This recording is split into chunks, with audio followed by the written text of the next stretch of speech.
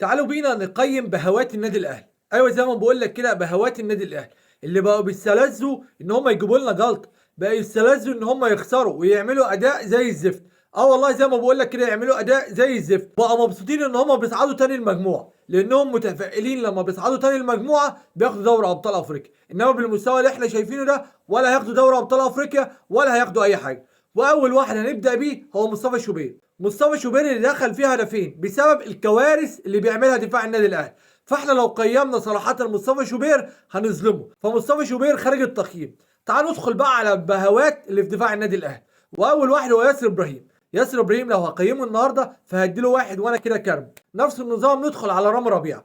رامي ربيعه لاول مره اشوف لاعب بيشتت الكره بالطريقه اللي هو عملها دي. رامي ربيعه النهارده ياخد 2 من 10. ندخل بقى على الكارثه اللي في دفاع النادي الاهلي وهو خالد عبد الفتاح. خالد عبد الفتاح ده لو هنقيمه تحت الصفر، يعني هيتقيم في السالب. خالد عبد الفتاح ده مثلا ياخد سالب 20، ياخد سالب 30. ندخل على احمد نبيل كوكا. احمد نبيل كوكا ياخد صفر لان احمد نبيل كوكا سبب الهدف الثاني لان هو مش مغطي حلو مع المهاجم بتاع اورلاندو. ندخل بقى على نص الملعب.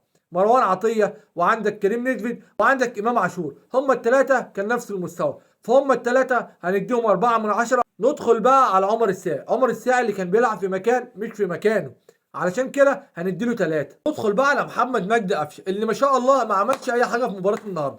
كل كره يمسكها لازم يلف حوالين نفسه، تحس ان هو سايق عربيه نقل بمقطوره. بسم الله ما شاء الله عليك يا ابني، 1 من 10 وكتير عليك 1 من 10. ندخل بقى على وسام ابو علي. وسام ابو علي اللي ضيع كره النهارده انفراد بحارس المرمى، بحطها للحارس في جسمه. بسم الله ما شاء الله عليك يا وسام.